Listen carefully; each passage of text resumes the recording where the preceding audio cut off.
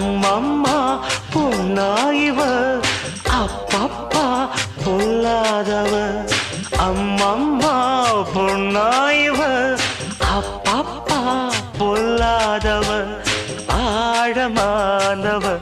துணி எடுத்து மூடிக்கோ மூடிக்கோ கண்ண மூடிக்கோ கட்டிக்கோ கட்டிக்கோ என்ன கட்டிக்கோ